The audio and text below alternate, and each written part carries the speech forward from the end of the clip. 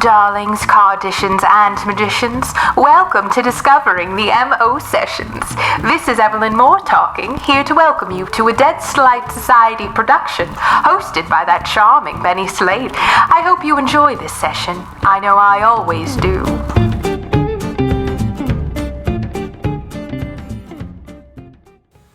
Hey everybody, welcome back to another episode of the MO Sessions. I've kind of taken a small break from recording solo segments. I hope you've enjoyed the second sessions that we've been putting out. It's been a blast to talk to friends of mine and magicians, and I have episodes coming out for the second sessions, and I hope you're enjoying it, and I'm looking forward to sharing them with you. I wanted to jump on an episode and share some advice about influence and my thoughts on influence, being as though I've kind of stepped back from social media and taken a break from kind of paying attention to what the magic industry is putting out, with the exception of the things that I'm interested in. So with that phrase in mind, I think that's really it. I think you should be paying attention to the things that you're interested in. I get a lot of magicians who ask me about what I'm interested in terms of like what am I paying attention to in the magic industry? And lately my answer is I couldn't tell you what the hell's going on with the magic industry. I see things here and there that continuously are disappointing. One example I will briefly talk about, and for the respect of these magicians, I just won't say their names. But there was a magician who went live on Instagram, and just to clarify, I'm only on Instagram because of the MO Sessions, and I've launched Dead Slide Society Productions, and so I'm only on there to promote my own stuff, to kind of share my own stuff and what I'm working on. But so there was this magician who went live, and I had gotten a notification on one of my accounts that they were going live. So I just glimpsed it. Normally I don't watch this person. I have no interest in watching this person or paying attention to what they're doing, I guess is a better way to put it. And they go live, and the conversation is what are your pet peeves in magic? What bothers you in magic? And instead of me sitting here and bashing on why that live was a pet peeve of mine, all I'm going to say is that I thought it was a very, very good opportunity to use the platform that you have, that magician is using it for, which some of them, he's using the platform pretty well for what he's been trying to get across, whatever message that is. But it was kind of telling to hear, this conversation that he was trying to have about what his pet peeves in magic were. And I'm not quite sure what causes a conversation like that or brings it up. But instead of, again, me sitting here bashing it and things like that, I think it could have been used as an opportunity to fully execute the idea of using Instagram as a learning tool and as an opportunity for magicians who are tuning into your Instagram Live. I have friends who go on Instagram Live and they sit there and they have conversations about, it's a learning opportunity. They're not going to sit there and tell you what to do, how to read it, this and that. They're going to give you advice and suggestions and things like that. And 85% of the time, magicians are on Instagram trying to sell something, either to show off or to sell something. Whichever comes first. Promote, sell, advertise.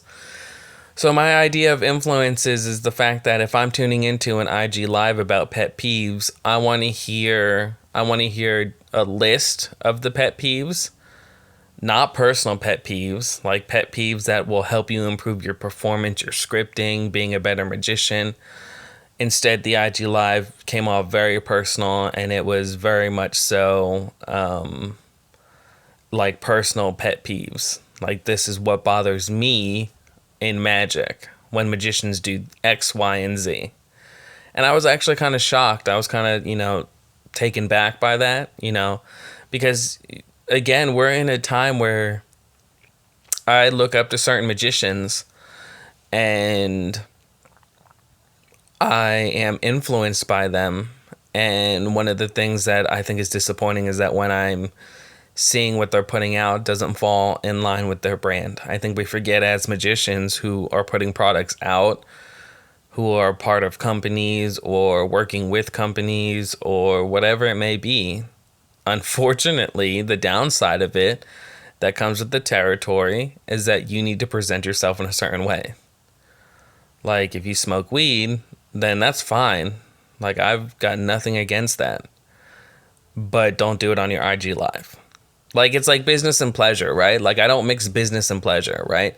All my personal life doesn't mix with this, with my business, with what I got going on. And when you meet me in person, for those who have met me in person, know that I am me. Like my whole business and everything that I do is me. You talk to me on the phone, I'm the same person. Yeah, you talk to me on the phone, I'm the same person. If you video chat with me or have a chance to communicate with me, I am the same person. Even over text messages, I try to sound like you're talking to me, right? So when you think about that, it's like, it's influence. Like magicians are watching, right? And I don't use this platform to gossip or bash or anything like that or talk to you about my pet peeves. I'll give you advice on what I think is the right way to learn something, or things that I think that are important for magicians to hear and know about and things like that. But in no way am I going to sit here and give off a list of my personal pet peeves of what other magicians do. I find it tacky and I find it disrespectful and I find it incredibly counterproductive to what's going on with a lot of stuff. I wanted to share that. If you know what I'm talking about, you can go on that person's Instagram and watch the video. It's still up there. But I just wanted to talk about that because I wanted today's episode to kind of be about influence. And one of the things that I'll talk about, and I'll kind of read it. It's a good bit, but Vanishing Ink kind of announced Jason England doing a masterclass, which I'm pretty excited about because I really enjoy his work, and I'm a Jason England fan, and he has this he has the Foundation series on Theory 11's page, and me going down the rabbit hole months ago, like last year, while I was just kind of like looking around Theory 11's page to kind of see like what's really worth like checking out and stuff, and I came across Jason England's, I don't know what you want to call it, bio or something like that. It clearly hasn't been updated because he just had a birthday recently. And yeah, so the age on there is just not correct. But here's something interesting that I keep going back to. I actually printed it out and I have it in one of my folders, and I kind of read it from time to time, because I just think it's really that influential to me, and it just says a lot, right? And when I had a Discord, I had a Discord. I put it in there, and there were some people who kind of had a few things to say about it, and few magicians that had, I don't know if I agree with that, this and that. But the bottom line is that nobody's beginnings are the same, but I do think to have a thorough understanding and knowledge and understanding of card magic in general, you have to know what you're talking about. And for me, not just know what you're talking about. You have to know, like, in order to understand what you're reading, you have to execute it, right? I had somebody tell me forever ago, a friend of mine at the time was telling me that it's great to sit in an armchair and read as many magic books as you want, but don't be an armchair theorist. If you know what that means, if you don't know what it means that, there's a lot of magicians out there who just want to sit there and they just want to talk about shit, but they can't execute it, right? I read a lot of stuff, and half the stuff I can't execute, But the point of the matter is that the other 50% of it is I execute it and I execute it very well. Right? So I'm not going to sit here and say that I'm guilty of that, but I'm also not guilty of that because I do enjoy reading, right? But there's things that I'm just not interested in and things that I read, so I don't execute it. It's not what I'm interested in. You're supposed to be learning magic because that's what's interesting to you. Not because that's the latest product out there or the hottest book on the market or whatever it is. If you need the book because there's something in there that has research purposes and you're interested in that, get the damn book. I don't know what else to tell you. I literally got Steve Forte's books because there is spin shift stuff in there. Charlie Miller's tabled spin shift that me and a buddy of mine at the time were playing with for like weeks on end, trying to get it down and everything. And come to find out, Forte put out variations of it. It's the only book right now where you can find in-depth, not theory, but in-depth, handling of different variations. Anyways, so this is Jason England, and I guess back in the day for Theory 11, I remember they would put out like a Q&A with them, with magicians, for their bio. And this one, part of it says, what advice would you give to someone starting out learning magic? But this ties, for me personally, this ties into like influencing magicians. Like it's a really good start of how to get influenced by magic and card magic, what you should be consuming. And so he says, well, there are many things I'd like to tell someone just starting out, but I'll limit myself to just 3 for the purposes of this response. 1, learn from all available sources in these approximate ratios. 85% from books, 15% from videos, DVDs, instant downloads. Stay away from YouTube. If you're an expert, you can navigate those waters, although I don't see why any sane person would. Beginners will only get themselves in trouble trying to emulate what they see there. If you had access to a good teacher, or if you have access to a good teacher, you could alter that ratio a bit, but it works pretty well for everyone else. 2, get a solid grounding in the 20th century classics. It will help you more than any other single thing you can do. If you're interested in card magic, you need to read, in no particular order, and then he goes and lists a whole bunch of books. I'm not going to go through every single one. And I guess I can put this link in the show notes so you guys can click on it. He does mention that Card College is an excellent series and one I recommend. The same can be said of the Card College Light series. Any book by Juan Tamariz is also excellent. The books by Darwin Ortiz are must-haves for anyone serious about card magic. 3, don't look horizontally for information, technique, or advice. Look vertically. This is something that I have first heard from Darwin Ortiz during a discussion I was having with him regarding mentors. Darwin used the phrase looking horizontally versus looking vertically to refer to the peculiar manner in which internet magicians seem to look to their peers for information, when what they should be doing is looking to more experienced performers and established experts.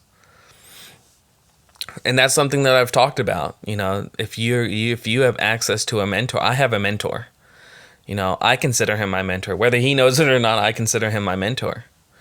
And one of the things about it is that they're friends with other magicians. And, my goal is to sit down with not just him, but other magicians, card guys, and talk about what I'm interested in talking about and the advice that they have to give. That's the point. That's the way it's supposed to be. And if not, like England says, books, instant downloads, videos. But the problem with it is, with videos, in my opinion, is that you're emulating what you see on the screen. The reason why, and I've said it a bazillion times before, and I'll keep saying it, is that's why I love Marlo so much. Because Marlo gives some pattern and some ideas of how to execute some of the techniques, but sometimes he just isolates an entire move or technique or sleight all by itself and gives you no further information on it. You got to figure out the pattern, where to use it. It's a tool. Figure out where to put it in. And then Jason England goes on to say some stuff that's not relevant anymore because this is old. He says, frequently the most experienced professionals with the most insight into the problem or question on hand don't even bother to answer. Why should they waste their time composing a good response when it's likely to simply be drowned out by the horde of incoherent and moronic replies from the non-experts? Even more ridiculous are the idiots that begin their answer with this disclaimer. I don't actually use move XYZ, but here's my take on the matter. If I still haven't convinced you, let's change the subject matter and you can see how ridiculous looking horizontally is. If you had a question about a potentially dead disease that you think you might have, and you had to use the internet to find out more information about it, would you really bother asking your questions on a forum full of first-year medical students and then try and sift through all of their guesses, speculations, and nonsense, or would you track down and ask a few recognized board-certified specialists in the field? I think the answer is obvious. If you really want a worthwhile answer to a serious question, look vertically. And I printed that out, and I reread that every now and again because, you know, for me, it ties into guilty by association heavily. That's a term that, like, I really do live by that on a daily basis with my magic and sometimes in my personal life.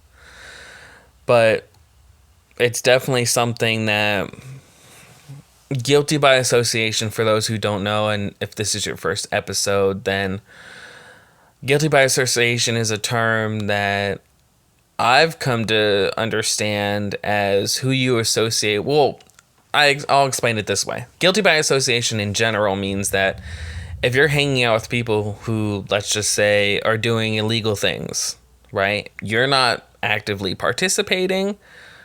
You're just there for support, that sort of thing. And let's just say they get in trouble. Cops are called on them, something serious happens, and you happen to be there wrong place at the wrong time, and you have to go, you know, to jail with them or whatever happens, or you get in trouble with them.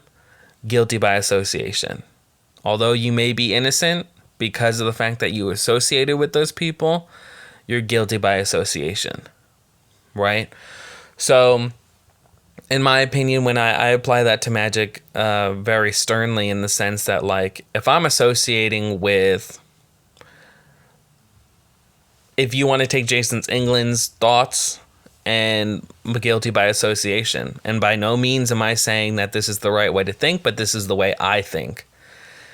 If I'm hanging out, if I'm getting into magic, or if I'm in the middle of magic, and I watch a lot of videos, and I don't read very much, and I'm being associated with hobbyist magicians who, you know, they don't really perform.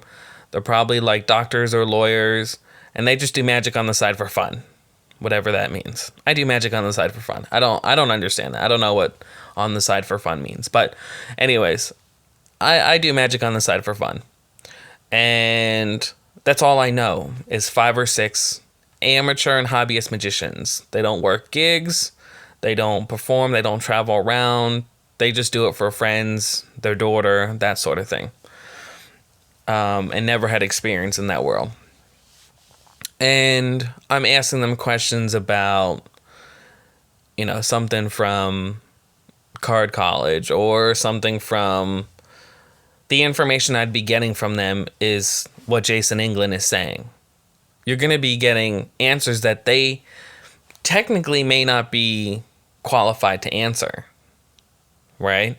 So all you're gonna get is, in my opinion, a lot of hoopla, a lot of information that's just, we're answering each other's questions and really making no progress. So there's a reason, you know, I associate with certain magicians and I don't associate with others. I respect all magicians. I think all magicians are great. We're all in this together. But I don't understand what a hobbyist magician is. I don't understand why a collector of magic needs to be sitting in on a session. That makes no sense to me. If you're into theory and you've never really executed that theory, I understand it. But why are you sitting in on a card session? So that's my thought. I really think tried and true to what Jason England is on the consumption ratios. That's pretty spot on. For me, it's a little bit more than that. So take it with a grain of salt or take it very heavily. I think Jason England has some great thoughts there on, going and grounding yourself in the 20th century classics. It's a continuation of my conversations on like understanding in order for you to go catch up, right? Like for me, for my example, I've had to catch up per se. So when I got back into Magic, I wanted to focus on card Magic. Well, how the hell do you do that? You focus on the originals, the classics, the old masters, and you build a solid foundation in order to evolve and grow. If you plant that seed, a harvest will come, right? I think we forget that. And strangely enough, this past week, I had a family member pass away. And, I kind of took a moment to myself to really sit down and kind of like just absorb it. Just kind of like, I also got other stuff going on and I'm just busy all the time. So I just kind of like took a moment to kind of sit and let it absorb and do what it does. And I took that seed and I just kind of, I realized that everything can be related to, like, I don't want to say farming, but like gardening or farming or just growing a life, right? And we all start off as something that's planted, right? Like, I'm not going to get too gross with it, but like we all start off as like a plant seed, and then we grow, and over time we grow and grow and grow.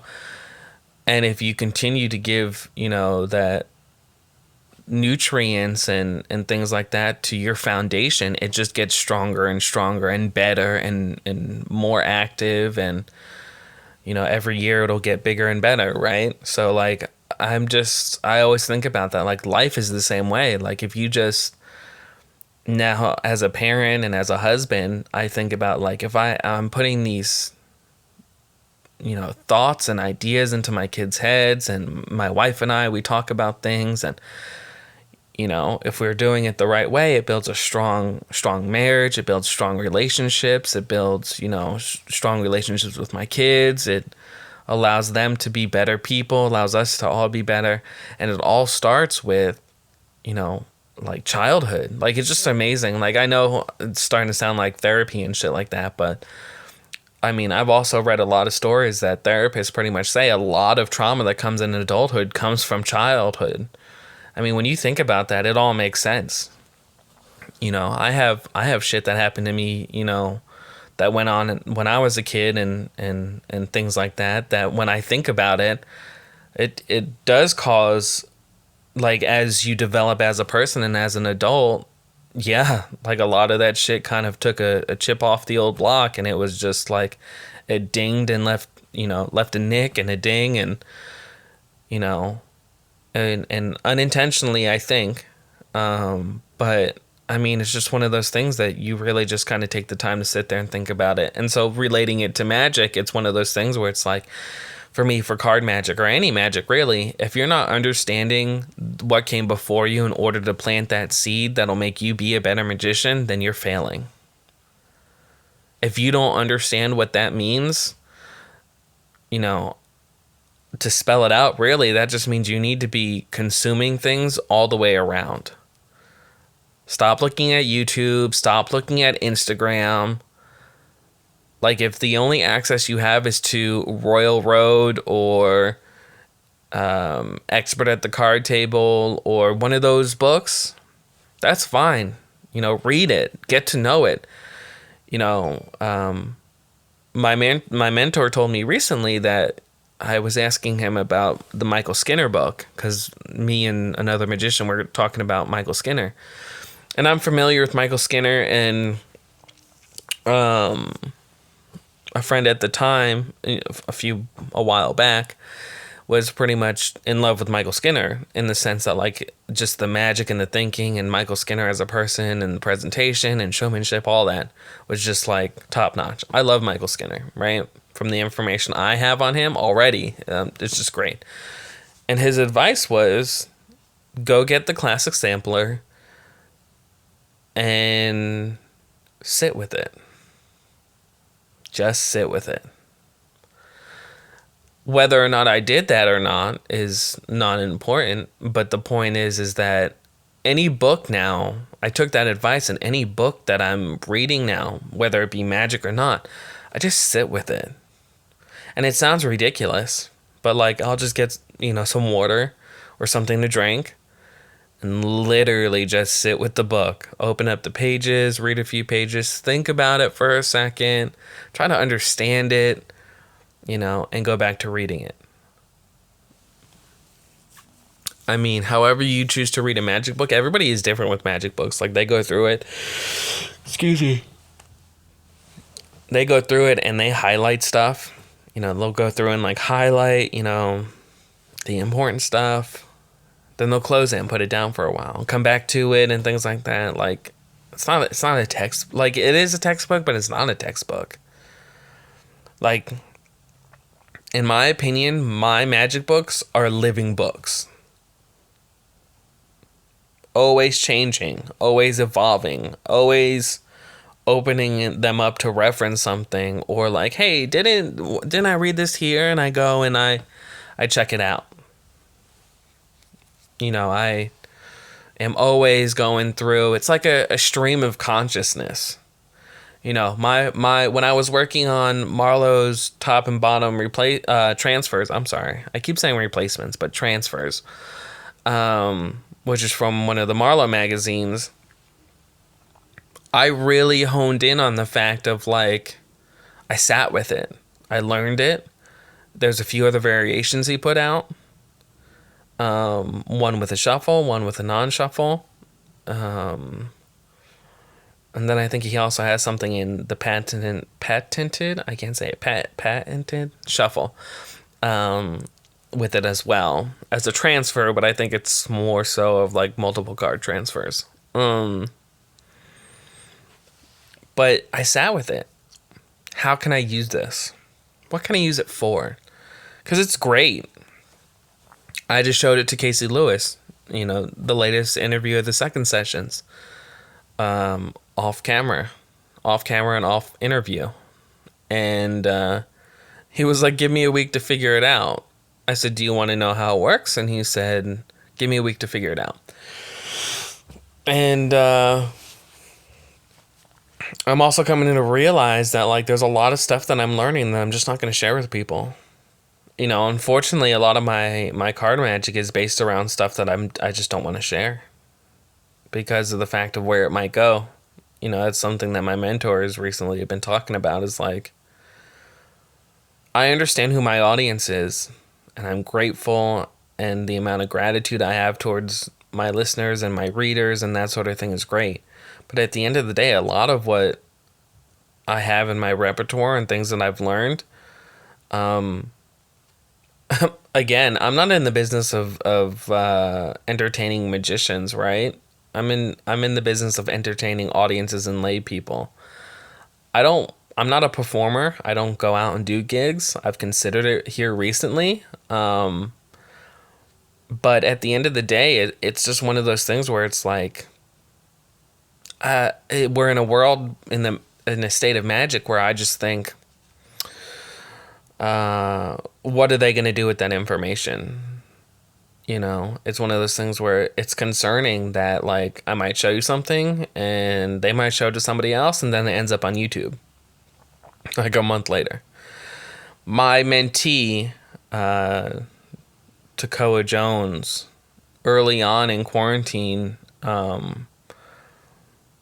unintentionally was kind of like going on lives and jumping on people's lives and stuff like that. And he has this, I consider it a set of about 4 to 6 tricks that he does consistently. And the transitions between them is just flawless. The patter is great. It's a conversation. And I jumped into one of his lives once, and he was on with Adam Wilber. And I'll keep my thoughts on Adam Wilber to myself. I think he had some great stuff. Recently, I'm not quite sure what he's working on. Or if he's just performing and consulting, or how that works. But and he jumped on the live, and Adam Wilber was very kind and gracious to Tekoa, and pretty much just said, show me what you do. And Tekoa was showing him something, and there's this one effect that I often refer to it as like Vernon's secrets that we'll never know that he took to the grave, or just secrets that magicians have, like the really good stuff that they just didn't want any magician to know. And he was showing this effect that he came up with, which was a combination of different stuff. And it's so good. And it's a selected card, and it's almost like a in the mid-air impossible location sort of scenario. And we had worked on it. He had worked on it. What are your thoughts on this? And then we workshopped it and whatnot. And he asked a few people about it, I believe. And he showed it to Adam Wilber. And, just kind of like not knowing, right? Like we all kind of fall into the same thing of like, do you want to know how it works sort of thing? And at the time we didn't discuss like, hey, like that's a keeper. Like, let's not really show how that works to anybody. And he showed it on the IG Live. And for me, it was just a moment of like, I thought from an influential standpoint, like, that's cool. Like maybe like another magician will see it and they'll get influenced by it. But at the same time, I'm like, now everybody who is seeing it, they're going to take that information and do with it as they please. Right? If anything ever came of it, I don't know about it. But I mean, it's still one of those things where it's like, first of all, Instagram Live. So that's that story. So I just, my personal opinion is like Instagram Live is like not the place to go on IG Live and show magic, right? Like, I don't think that's productive. What I find more productive is going online, showing a couple of tricks that you're talking about, promoting, and then saying if you want to learn them or if you want insider stuff, I have 15 slots, and right after this, the event will start, or Monday it will start. Here's a promo code that'll get you 10% off. Thank you for joining the live. If you'd like to be a part of this, go to the link in my bio. Thank you so much, guys. Right? And then you go to the link and it has one-on-one stuff, and you're going to be part of this session that will be taking place, $5 or $2 or whatever. That makes more sense, because then you have a little bit more control of your audience, right? Of who's going to be coming in, and you can kind of like, that's the whole thing is like, who are you influencing? You have no control over that. You have some control of who has access to it, but influence, I think, is another thing. But then naturally too, like, you'll also have magicians who are influenced by you that you may not, even have thought to be influenced by you. Maybe they just want to come and support you. That's an interesting thought. But lately, I'm influenced by a lot of things with my magic, especially doing the dope and stuff like that, and visuals and things. I'm influenced by photography. A lot of it is heavily, influenced by art. Started reading a few books. Niccolo Machiavelli is one of them, The Prince. And it's a compiled book of all of his notable works. And regardless if you know about Machiavelli, I suggest checking him out. Again, it's one of those things that, like Jason England was saying, is like Machiavelli is very influenced, politicians become very influenced by him. And there's a bunch of people who read Machiavelli because of the military and like thought process, but that's how we need to just kind of consume our magic and influence it and share it, is that like consume whatever you want, but consume and keep what you're interested in. Share everything with your audiences that is productive, and like the stuff that says like pack small, plays big, it's bullshit. It's just bullshit. It's just selling phrases that I just don't like. Because I don't know who that influences. I don't know what your audience there is. You're pretty much just throwing a dart into the magic industry and saying like, I got this product, and throw the dart, and wherever it lands, that's who's going to buy it. And, yeah, read what you want, keep what you are really interested in learning and sharing, and make smart decisions about who you share it with. Guilty by association goes hand in hand. I only share things with people who I consider to be in my inner circle. If I don't share things with you, like if you're a friend of mine and you're listening to this and I don't share things with you, it's probably because we just haven't gotten around to it, to be honest with you. But when somebody asks you, can you show me how that works? You have a conscious decision of saying yes or no. It's a magician's rule. Like, unless you pay for it or whatever, you don't know the secret. Like, those magician's rules, like, I was at our local magic shop, and they have, on the glass case, they have the magician's rules, on the case, and rule 1 is, like, a magician never reveals its secrets. So I think about that, and I'm like, yeah, 100%. And then rule 2 was, like, something, I forget what the second rule was. It was something along the lines of like a magician never performs the tricks twice. Like, there's a reason why those rules kind of went through the, like, whether you truly believe that they're like set in stone, but they make sense, right? Like when you're in it, when you really think about it, they make sense. I mean, I don't know what else to tell you. I mean, so that's my thoughts on influence. I don't know if this will influence you, but I just wanted to kind of pop into a pod and talk about, kind of where my head's been with influence. A lot of what I'm putting out in the dope, my editor and I, we talk about like, what is the dope? It's a consistent question that we, like, what is the dope? It's not a magazine. It's not a newspaper. It's not even technically a periodical, right? Like, in the sense of, it is a periodical in the sense that it comes out every month, right? But it's not a periodical. But one of the things that, we have talked about is it's organic. It's an organic publication. If I want to put a video link in there, I can put a video link in there. If I wanted to put just 3 articles in there, that are of quality, it's better than having 6 contributors of shit quality and content and put that out. You know what I'm saying? Like, I would rather, it's everything that I am doing is quality over quantity, 110%, and trying to be as authentic about it as possible. Because if I'm not doing either one of those things, I'm failing. I'm failing you. I'm failing myself. I'm failing the whole mission of what I'm trying to do with Dead Slight Society Productions. So it's one of those things where it's like, you got to understand, like, I want my magic to influence people. If a magician gets influenced by it, then way to go.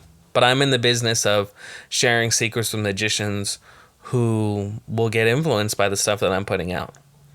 Which is why you'll see the dope, it'll be smaller issues, because sometimes it's literally like 3 quality content articles in there from me, Ian, and Michael Vincent has been very kind enough to be a contributor consistently.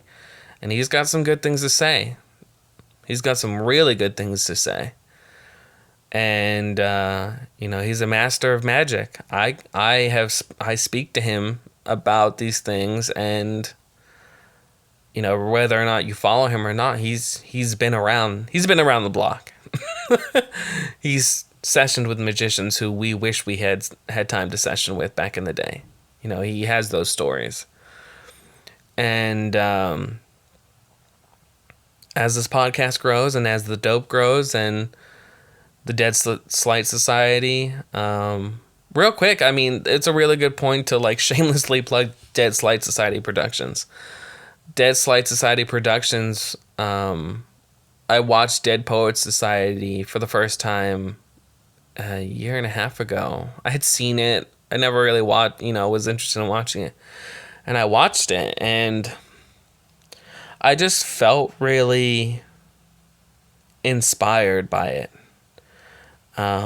Here's this young man who wants to do the things that he feels passionate about. And he can't do so because his parents don't allow that. His parents don't want him to be that person.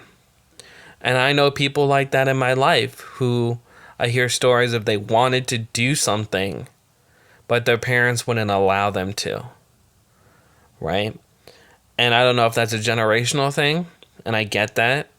Your parents tried to have your best interest in mind.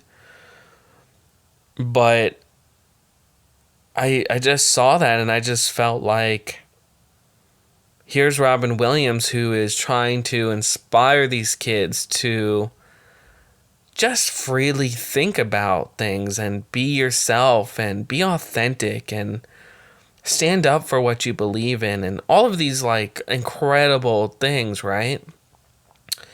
And although some tragedy does happen in the movie, it's one of those things where I sat there and I kind of was in the middle of, launching the dope, and I was planning for the dope. I hadn't launched it yet, but planning for the dope, and I was in the middle of the MO sessions, and Dead Slight Society was on the back burner, and I said that's exactly what I'm trying to do, is something that I believe in, something that I stand up for, that I truly want to be a part of. And it just hit me differently watching it because, just different circumstances for me. And I just really sat there and I was like, that's it. Dead Poets Society, they're a bunch of poets sharing poetry. They're passionate about poetry and the lesson behind it. I love poetry. And what about magic? How can I apply that to magic? Dead Slight Society. On top of the fact that there are some slights that are just dead. Like, nobody uses them. Doesn't mean they're good. And that's what Dead Slight Society is about. It's about being authentic, an authentic magician, a true magician, knowing what you're interested in and going after it. It's about sharing information with each other, magic with each other, for those who are just as passionate about it, who are influenced by the same things that I'm influenced by. Maybe more, maybe less, but there's a common denominator there. And as you'll see, that Dead Slight Society Productions, I just call it Dead Slight Society. Productions is just kind of like the business term for it. But I have merchandise for sale for those who have enjoyed the podcast. I get pieces early. Like when I create something, I order a few pieces for myself. So I've been wearing it for like a few months already. And which you'll see from time to time. It's like me test running it. And I'm so inspired to share and excited to share with everybody, Dead Slight Society Productions, because I feel like there's a void right now in the industry where like there's so much noise. It's like walking in New York City in the middle of rush hour. There's a whole lot of noise. Like there's just cars zipping by, people walking past me, crowds of like, you don't know what to pay attention to. It's just distracting as shit. And I want to be able to put out, it's really organic, from a business aspect, that's probably not good, but like, I don't want to put out magic products solely. I'm not a magic shop. I don't want to put out just publications. We're not a publishing house. It's more of a conglomerate sort of thing. Like things that I'm influenced by, I like to read, so I'll put out books and publications. I like to watch things, so I'll put out really good, high quality videos. It may be 5 minutes, it may be 2 minutes. It may be 30 minutes. It might be a whole movie, an hour and 30 minutes. But it's quality. So it's like... And behind the scenes, I'm not going to get into it too much on here, but I'll probably talk with Ian about it a little bit more on an episode. But it's one of those things where it's just like every magician who puts out a product deserves a fair shake. And I've spoken to probably about like 10 to 15 magicians who have worked with the big box stores, and they just they keep getting fucked on these deals that they make. What's the point? What's the point of working so hard on something and you don't get recognized or paid for it? It's like the episode of the second session with Ian that I just put out. We talked about how, it seems like in today's world of magic, getting a trophy from Penn and Teller Fool Us, which is cool, right? Should be a piece of the path rather than looking in your Instagram bio and that's all it says. Magician, performer, and national TV star of Penn and Teller Fool Us. As if you just won the highest award in magic. No, we forget that the Academy of Magical Arts, regardless of what it is today, they're still, in my opinion, and maybe not, it's 50-50 for me, but in my opinion, they still give out awards to people who deserve them, to magicians who deserve them and they work hard. The fact that Marlo has a literary award from the Magic Castle, and I don't know what other awards he has, but that's the only one that I'm aware of, I'm sure he has more, says more to me than a Penn and Teller fucking Fool Us award. I don't give a shit if you went on Penn and Teller Fool Us. It's good for business, right? It allows you to kind of like get gigs, right? But inside of the world of magic, it does absolutely nothing for me personally. So it's one of those things where it's like if you have an award from the Magic Castle, or whatever magic awards that you have from the IBM or the SAM or other organizations that give you awards that are honorable awards to have. Actors get Oscars and Emmys, and Broadway folks get Tonys and Emmys and whatnot. They cross at some point. I mean, and we work so hard for what? To receive a Penn and Teller Fool Us award? No thanks. I'm not interested. I would rather bust my ass and get a literary award for my contributions to magic, writing, or whatever it be, or whatever awards they have. Says a lot more to me than fucking Penn and Teller Fool Us award. I don't know how else to say it. I don't want to go on and on. But again, that's part of what we're seeing, what these younger magicians are being influenced by. They see that Penn and Teller Fool Us is the new Emmy Award, and they want to go on Penn and Teller Fool Us. Great, go on Penn and Teller Fool Us. But there's so much more before and after Penn and Teller. In terms of award, not like actual Penn and Teller. That's my thought. That's what, it's all about influence. Take a look around you. Who are you following? What are you reading? Are they anything that's like... I go on Instagram on my business, the MO Sessions, and I have another one, and I have one for photos because I really like photography, and I'll shoot, pictures. I've always loved photography. And the photographers that I follow, like I'm very specific about who I follow and why I follow them and what their pictures do for me and that sort of thing. It's just really, it's really telling. And I'm the same way with magic. There is literally, like, I go through the stories, and instead of like story after story after story after story, I probably go through like 20 stories, and then it's like, all right, you're caught up. That's it. And I'm like, wow, how great is that? Like, I just went through all the stories. So take a look around, curate your life, curate your magic, curate what you're putting out into the world, and make sure it counts and that it matters.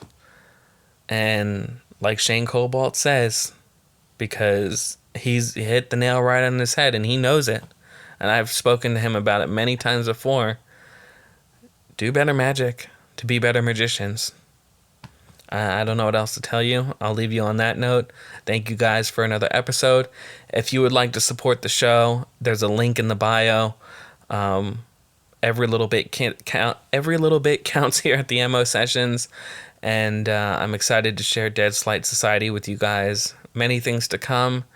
And I'll see you on the next episode. I will tease the fact that the next episode of the second sessions that will be dropping is a very great episode with Jeremy Griffith and Shane Cobalt, myself, and my co-host Ian Chandler. I hope you enjoy it, and I'll see you on the next episode. Thank you guys for tuning in. This has been a Dead Slight Society production. For more information, visit us on Instagram or Facebook at MO Sessions 52.